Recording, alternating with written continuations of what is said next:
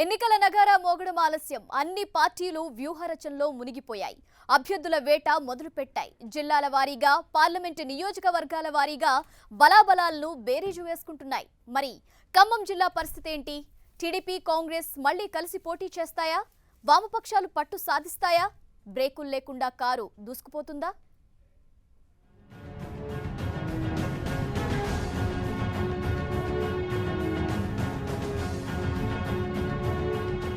Parliament ఎన్నికలకు అన్ని పార్టీలు సిద్ధమవుతున్నాయి. ఓవైపు అభ్యర్థుల ఎంపికకు కసరత్తు చేస్తూనే ప్రచార వ్యూహాలు రచిస్తున్నాయి.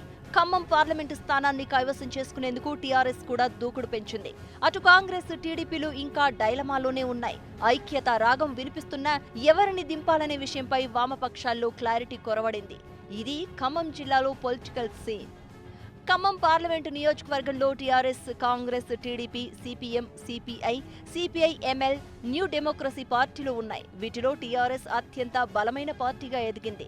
గత పార్లమెంటు ఎన్నికల్లో చాలా తక్కువ ఓట్లు వచ్చినా ఆ తర్వాత మారిన పరిస్థితులతో బలమైన రాజకీయ శక్తిగా ఎదిగింది.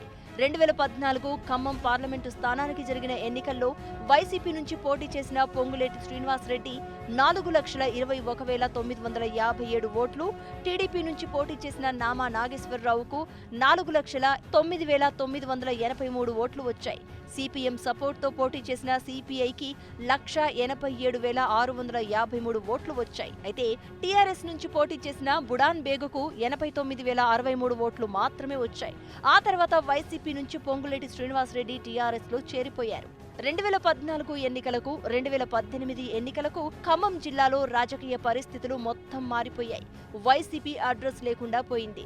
టీడీపీ నుంచి కీలక నేతలు కారెక్కేశారు. వేళ్ల మీద లెక్కపెట్టే స్థాయిలోనే ప్రస్తుతం టీడీపీలో నేతలున్నారు.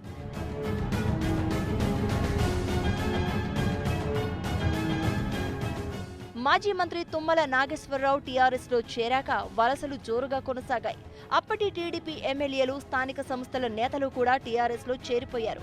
జిల్లా నుంచి ఇప్పుడు 2 టీడీపీ ఎమ్మెల్యేలు ఉండగా సండ్ర వెంకట వీరయ్య త్వరలోనే టీఆర్ఎస్ లో చేరనున్నారు. కాంగ్రెస్ పరిస్థితి కూడా ఇలాగే ఉంది.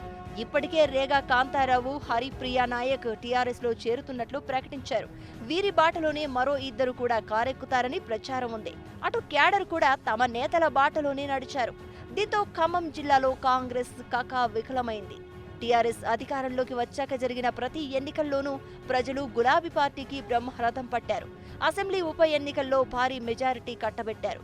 ఖమ్మం, నల్గొండ, వరంగల్ పట్టభద్రుల నియోజకవర్గం నుంచి టీఆర్ఎస్ ఎమ్మెల్సీ అభ్యర్థిగా పోటీ చేసిన పల్లా రాజేశ్వర్ రెడ్డిని అత్యధిక మెజారిటీతో గెలిపించారు.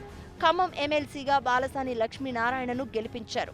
అటు మొన్న జరిగిన అసెంబ్లీ ఎన్నికల్లో ఇండిపెండెంట్ గా గెలిచిన రాములు నాయక్ కూడా టీఆర్ఎస్ లో చేరడంతో ఆ పార్టీ లోక్సభ సమరానికి పూర్తి స్థాయిలో సిద్ధమవుతోంది. మొత్తంగా చూస్తే ఖమ్మం జిల్లాలో ఎండవేడిలాగే పొలిటికల్ హీట్ బీభత్సంగా పెరుగుతోంది.